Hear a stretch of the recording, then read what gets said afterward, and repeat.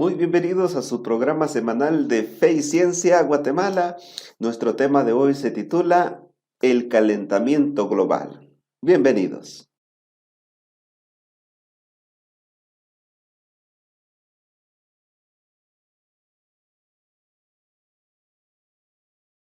Como les decía, estamos en la segunda serie de Fe y Ciencia, Cambio Climático, y ahora vamos a hablar acerca del calentamiento global, un problema de actualidad.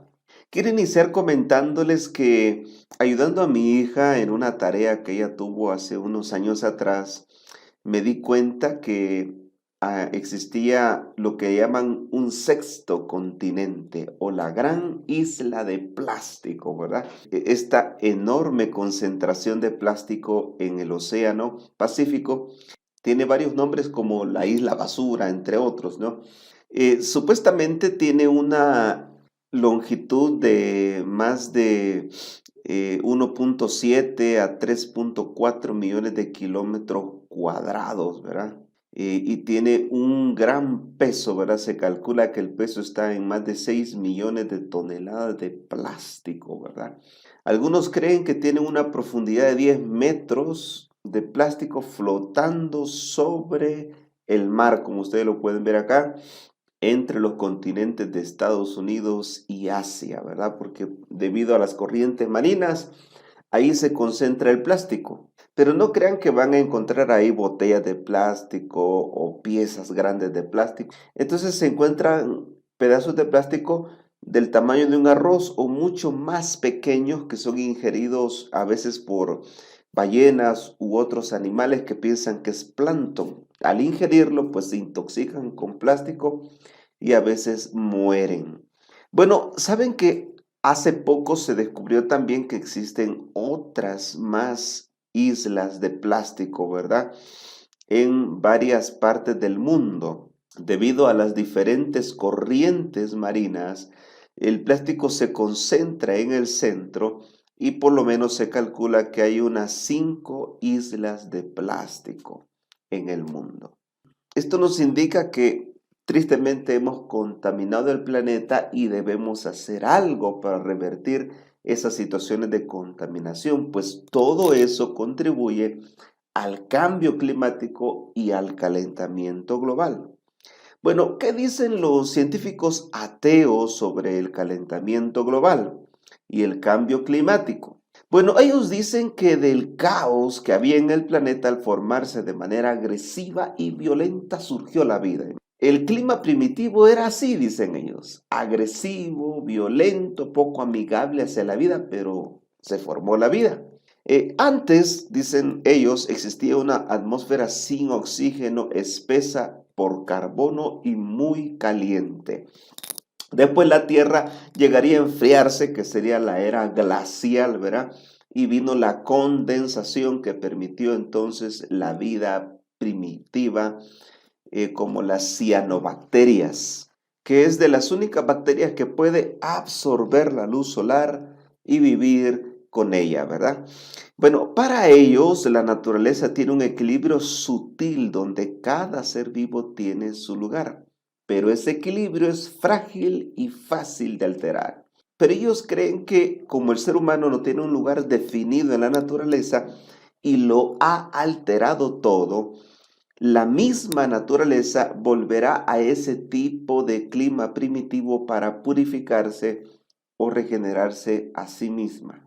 En otras palabras, estos cambios climáticos, producto de la contaminación y deforestación, se acabarán cuando el planeta se regenere a sí mismo, pero la vida acabará y volverá a surgir como fue en el principio. Así creen algunos científicos ateos. Un punto a tomar en cuenta en este tema es el equilibrio y las relaciones simbióticas, las cuales contribuyen a mantener un clima agradable en el planeta. Uno de ellos es el de los corales. Los corales mantienen una relación de alguna manera simbiótica con los océanos, ¿verdad? O sea, ellos logran mantener un clima agradable, una temperatura adecuada en los océanos. Cuando esta temperatura es alterada, los primeros en sentirlo o en resentirlo son los corales. Otra relación muy interesante es la de los árboles. Los árboles son unos seres vivos extraordinarios, pues van contra la gravedad creciendo hacia arriba, además de que producen su propio alimento, son seres autótrofos.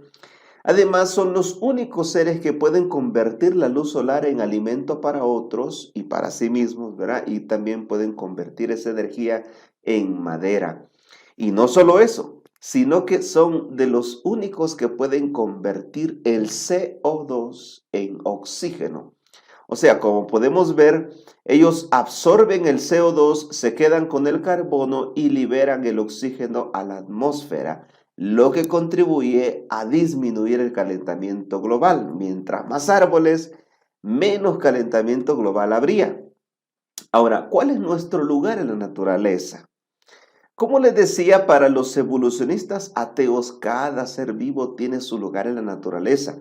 Solo el hombre pareciera no encajar en este mundo, ¿no? ¿Por qué? Porque el hombre abusa, el hombre explota, el hombre destruye, el hombre cambia su entorno radicalmente.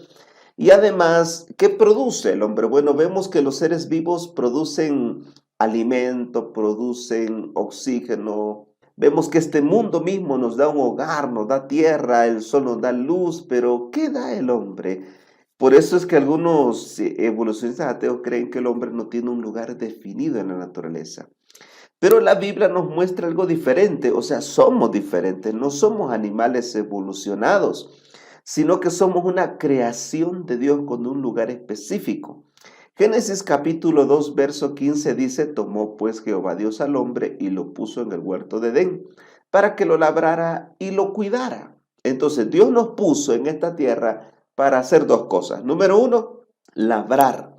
O sea, labrar es preservar las condiciones adecuadas para un sano y pleno crecimiento. O sea, el que labra la tierra, prepara la tierra, crea las condiciones adecuadas para que su cosecha pueda desarrollarse plena y sanamente. O sea, eso tenemos que hacer con esta tierra. Permitir que ella se desarrolle plena y sanamente, no dañarla, no destruirla. Por eso la segunda función es cuidar, debemos cuidar este planeta. Cuidar es proteger, es preservar, no explotar, destruir o extinguir la vida que éste contiene. Sin embargo, nos hemos dado cuenta que hay varios desequilibrios que quizás hemos provocado en este mundo, ¿verdad?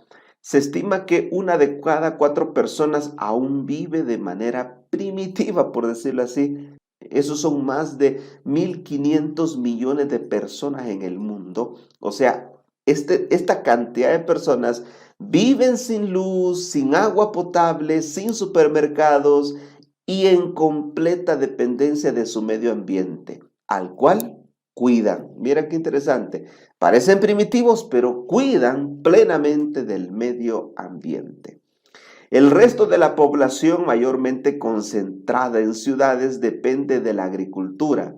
Por esa razón, la agricultura está reemplazando los bosques por sembradillos y afectando las cadenas tróficas naturalmente establecidas y además afectando los ciclos biogeoquímicos que preservan la vida en este planeta. Todo eso afecta al clima. Además, el carbono, el gas y el petróleo, desde que fueron descubiertos, están siendo grandemente explotados y transformados en elementos contaminantes. Por eso, en 50 años, esta generación ha modificado la Tierra más rápido que cualquier otra generación del pasado. Y durante los últimos 60 años la población mundial se ha triplicado, llegando hoy día a más de 7.000 millones de habitantes. Además, donde el hombre se establece, el panorama cambia radicalmente, transformando playas en puertos, planicies y bosques en ciudades. La agricultura hoy día consume el 70% del agua de todo el mundo, pero lo irónico es que muchos de esos cultivos son destinados a alimento de ganado, de aves de corral o abono. Los pesticidas usados para proteger esos cultivos, contaminan el aire, el agua, los suelos e incluso contaminan algunos de sus mismos cultivos. Y cuanto más se desarrolla un país, más carne consume. Por lo que se necesita fabricar carne más rápido de lo natural. Esto es un desafío para estas industrias alimenticias. Por eso traen granos súper concentrados, el cual se transforma en carne. O sea, los carnívoros están comiendo concentrado prácticamente, ¿no? También el ganado produce mucho metano, el cual podría afectar el clima según algunos. Además, el automóvil, símbolo del progreso, libera grandes cantidades de CO2 al ambiente todos los días. Por eso la polución y el smog es muy fuerte en algunas ciudades como Pekín en China, donde por 48 horas se detuvo el tráfico en una ocasión para que se lograra despejar esa nube de smog que se había posado sobre la ciudad. Tenemos también a Tokio, que es la ciudad más poblada del mundo, y otras ciudades muy pobladas como Bombay y Dubái, donde no tienen agua y tienen que desalinizar el agua del mar para poder sobrevivir, lo que implica que el agua se vuelve muy cara y se invierte gran cantidad de energía en desalinizarla. La ciudad es lo más alejado de lo natural, ¿saben? Pero a la misma vez es la más dependiente de lo natural. Y en la pasada pandemia nos dimos cuenta de eso, ¿no? La gente se dio cuenta que un agricultor era más importante que un futbolista, por ejemplo. Sin embargo, el futbolista a veces gana muchísimo más que un agricultor. La pesca es una industria insaciable. 3/4 partes de las zonas pesqueras se están agotando. Los peces de gran tamaño son muy difíciles de encontrar hoy día porque no se da tiempo a que estos crezcan, se desarrollen, maduren y lo más importante, se reproduzcan. Otro detalle que se ha encontrado en estos desequilibrios es que el mar muerto baja más de 1 metro por año, se está secando, ya que el río Jordán que lo alimenta también se está secando. En la India, en 50 años, 21 millones de pozos han sido excavados y 1/3 han sido abandonados porque ya no hay agua en ellos. Cada vez hay que excavar más profundo en el subsuelo para hallar agua. Pero nos preguntamos, ¿qué es el calentamiento global? Porque hay lugares donde la gente dice, no, pero yo aquí frío siento. ¿Cómo es que se habla de calentamiento global? Bueno, el calentamiento global es el aumento observado en más de un siglo de la temperatura del planeta, sobre todo de los océanos. Y esto produce efectos colaterales. En 2013, el quinto informe de evaluación del Grupo Intergubernamental de Expertos sobre el Cambio Climático concluyó que es extremadamente probable que la influencia humana ha sido la causa dominante del calentamiento observado desde la mitad del siglo XX. La mayor influencia humana ha sido la emisión de gases de efecto invernadero como el dióxido de carbono, metano y el óxido de nitrógeno. Se ha lanzado demasiado de estos gases hacia la atmósfera. Ahora, ¿cuáles han sido las consecuencias de que la temperatura global ha ido aumentando? Bueno, los efectos anticipados incluyen un aumento en las temperaturas globales, una subida en el nivel del mar, un cambio en los patrones de las precipitaciones y una expansión de los desiertos subtropicales. Y también el continuo retroceso de los glaciares, el permafrost, que es el suelo ártico permanentemente cubierto de hielo. Y también la blanquiza, que es la parte del océano permanentemente cubierta de hielo. Se ha visto que ha disminuido. Ahora, otros efectos probables incluyen fenómenos meteorológicos extremos más frecuentes, tales como olas de calor, sequías, lluvias torrenciales, fuertes nevadas, acidificación del océano y extinción de especies debido a regímenes de temperaturas cambiantes. Entre sus impactos hacia la raza humana más significativos, pues está la amenaza de la seguridad alimentaria por la disminución del rendimiento de las cosechas y la pérdida de hábitat por inundaciones. Ahora, ¿qué causa el calentamiento global? Bueno, una de las causas, como mencionamos, son los gases de efecto invernadero. ¿Qué es lo que hacen? Bueno, el efecto invernadero es el proceso mediante el cual la absorción y emisión de radiación infrarroja por los gases en la atmósfera de un planeta calientan su atmósfera interna y la superficie. O sea, hay gases que lo que hacen es ayudar a que el planeta se enfríe y otros que lo que hacen es que el planeta se caliente. En este caso, el aumento de ciertos gases lanzados hacia la atmósfera lo que están haciendo es que el planeta vaya calentándose más y más poco a poco. Los principales gases de efecto invernadero son el vapor de agua, causante de alrededor del 36 al 70% del efecto invernadero. O sea, estamos lanzando mucho vapor de agua hacia la atmósfera. También está el dióxido de carbono, el metano y el ozono. Ahora, ¿qué produce el aumento de estos gases de efecto invernadero? Número uno, la actividad humana industrial. Desde la revolución industrial, esta se ha incrementado, ¿verdad? Y con ella también se han incrementado la cantidad de gases de efecto invernadero en la atmósfera, conduciendo a un aumento del forzamiento radioactivo del CO2, metano, ozono troposférico y el óxido nitroso. Debemos entender que la atmósfera que Dios nos ha dejado está compuesta por varios gases, ¿verdad? Algunos en pequeñas concentraciones adecuadas, pero cuando estos gases empiezan a aumentar, esto influye en el clima del planeta, pues tienen que ver con el efecto que producen con la luz solar.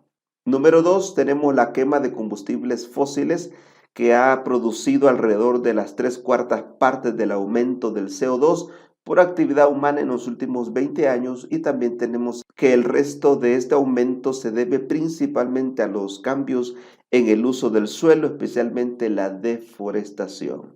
Y usted podrá notar que estas tres causas principales son producidas por el hombre, o sea que si las revertimos podemos contribuir grandemente al cuidado de nuestro planeta. Otra situación que afecta en el calentamiento global son los aerosoles y el hollín.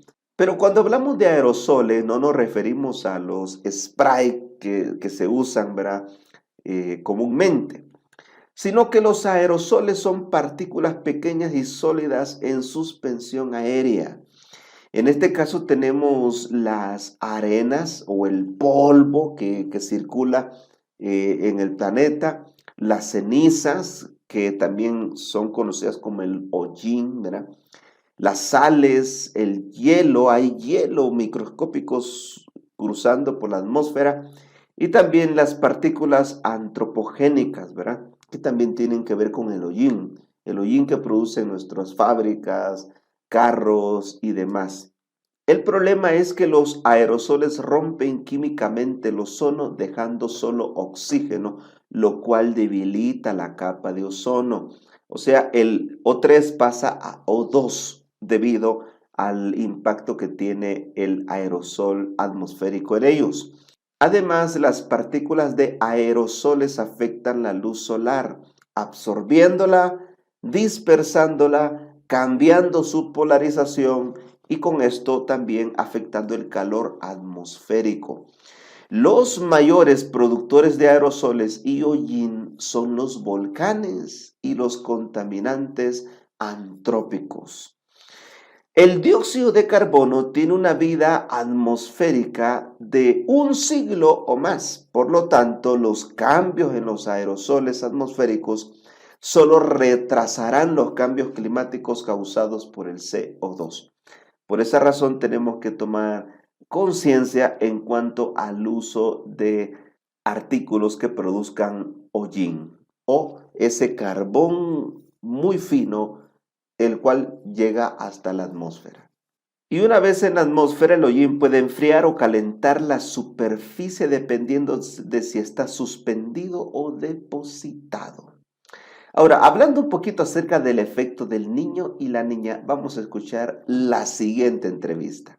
Estamos hablando de un calentamiento global cuando decimos que hay alteración en la superficie, en la temperatura de la superficie de los océanos. Esto lo que hace entonces es crear un desbalance en las precipitaciones y lo que produce, al final de cuentas, es la variabilidad climática. Es decir, en unos lados hace mucho frío y en otros lados hace mucho calor, aunque eso ya es cambio climático. Esto es a lo que también se le conoce como los efectos del niño y la niña, ¿verdad? Especialmente en la parte América. de Sudamérica, ¿verdad?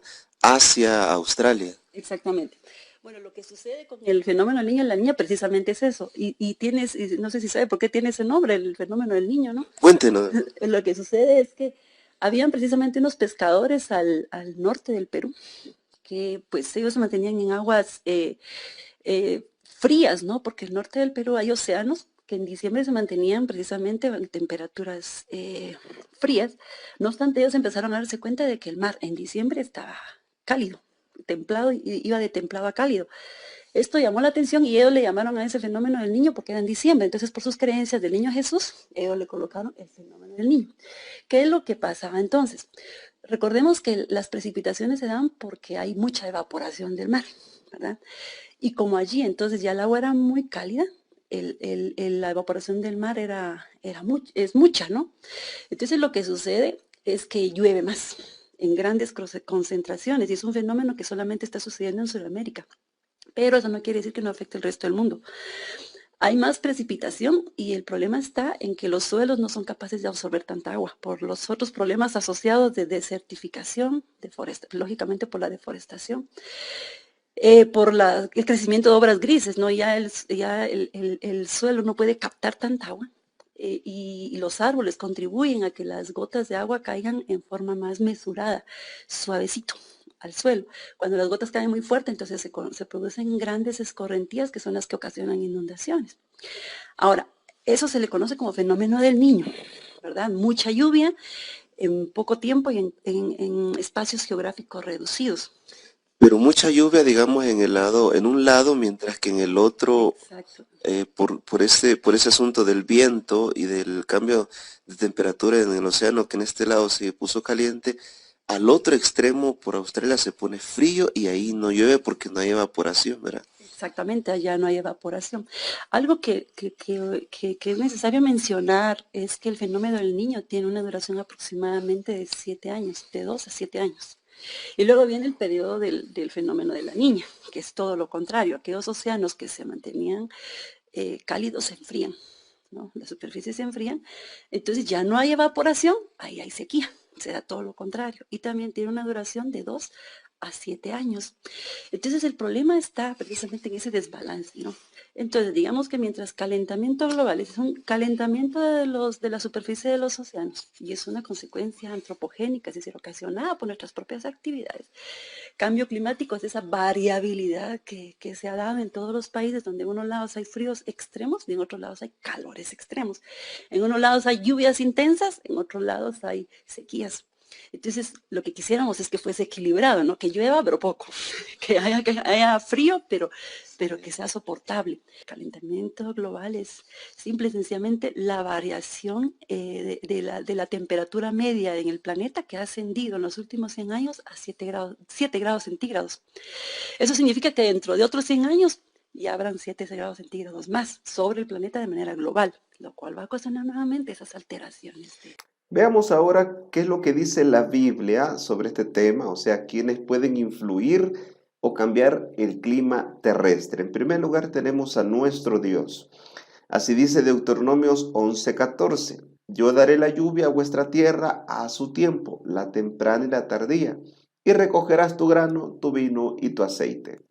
En primer lugar, tenemos a Dios en control de la naturaleza. En la Biblia vemos que Dios tiene poder para crear o detener los cambios climáticos. Vemos que a su voluntad las estaciones pueden ser alteradas, manifestadas o detenidas.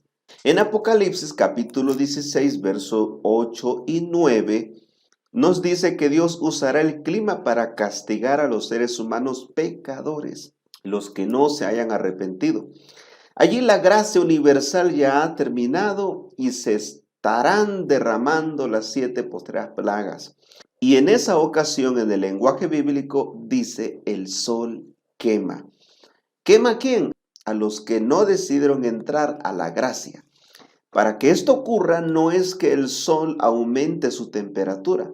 Lo más probable es que Dios retire ciertas protecciones de la tierra, como los campos electromagnéticos, la atmósfera y las nubes, tal como lo dice en Apocalipsis capítulo 6, verso 14, cuando dice que el cielo se replegó, el cielo desapareció, dicen otras versiones, el cielo fue retirado o se enrolló, dejando expuesta la tierra a los directos rayos del sol en algunas partes. ¿Quién más puede cambiar el clima según la Biblia? Bueno, Satanás. Hay ciertos fenómenos climáticos que no fueron producidos por el poder o el obrar de Dios, sino por la influencia de Satanás. En su maldad, a Satanás le encanta matar, robar y destruir, dice San Juan 10:10, y lo hace sin razón, sin sentido y sin propósito. Por ejemplo, la tormenta registrada en Marcos capítulo 4, verso 39 es muy probable que haya sido producida por demonios, pues la Biblia dice que Cristo reprendió al viento.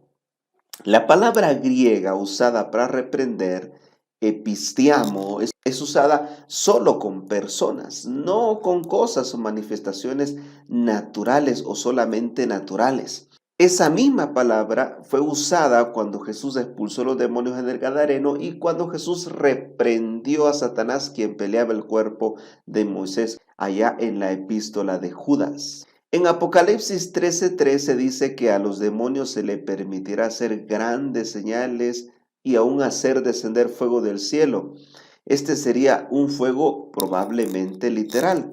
Así lo dice el comentario bíblico adventista en el tomo 7. Hacer descender fuego del cielo puede ser un intento de falsificar el milagro del Monte Carmelo.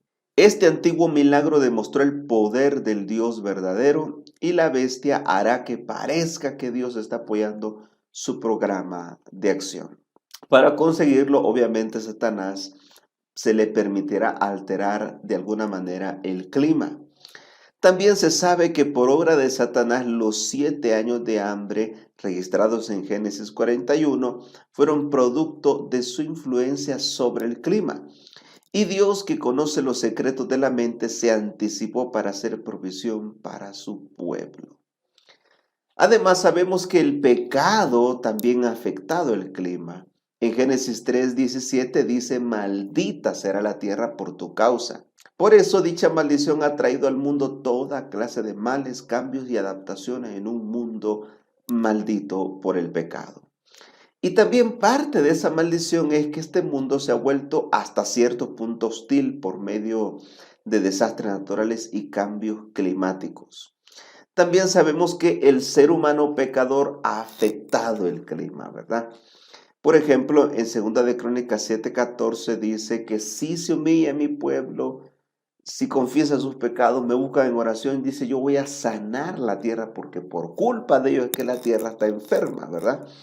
O sea, este texto es muy interesante, pues refleja que por el obrar humano, por el pecar humano, por la maldad humana, ciertas porciones de tierra eran declaradas anatemas o malditas e incluso eran afectadas con esterilidad.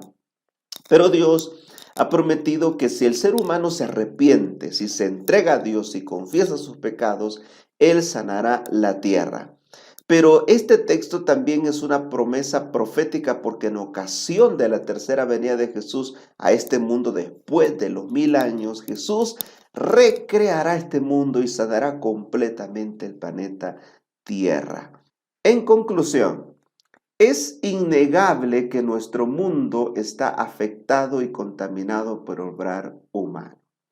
Algunos científicos ateos no entienden el lugar del hombre en este mundo porque no aceptan que fuimos creados por Dios y puesto en este mundo como reyes o virreyes, ¿verdad?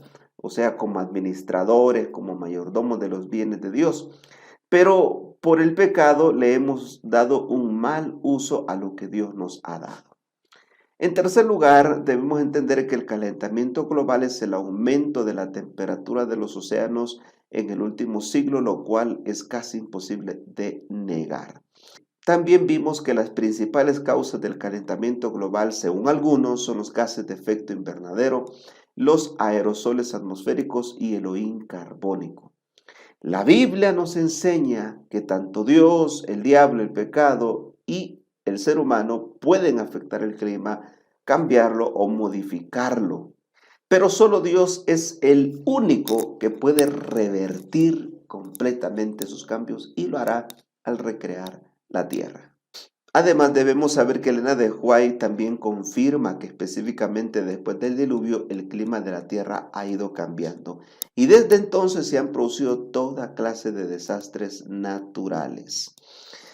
Ahora, quiero hacer un llamado, una invitación. Segunda de Crónicas capítulo 7 versos 13 y 14 dice: si yo cierro los cielos para que no haya lluvia, y si mando a la langosta que consuma la tierra, o si envío pestilencia a mi pueblo, si se humilla mi pueblo sobre el cual mi nombre es invocado, y oran, buscan mi rostro y se convierten de sus malos caminos, entonces yo oiré de los cielos, perdonaré sus pecados y sanaré su tierra. ¿Qué debemos hacer? Humillarnos, orar, buscar a Dios y convertirse de los malos caminos. En este caso, si yo me he dedicado a hallar el clima, tengo que convertirme y procurar cuidar el medio ambiente. Esto nos ayudará a poder enfrentar y soportar los cambios climáticos que estamos padeciendo. Vamos a orar. Querido Jesús, queremos darte gracias por la oportunidad que nos das de arrepentirnos, Señor, y de enmendar nuestros errores. Permítenos en este caso tomar conciencia de este tema tan importante y poder contribuir a las mejoras en el medio ambiente. Lo pedimos en el nombre de Jesús. Amén. Que Dios te bendiga y nos vemos en el siguiente programa.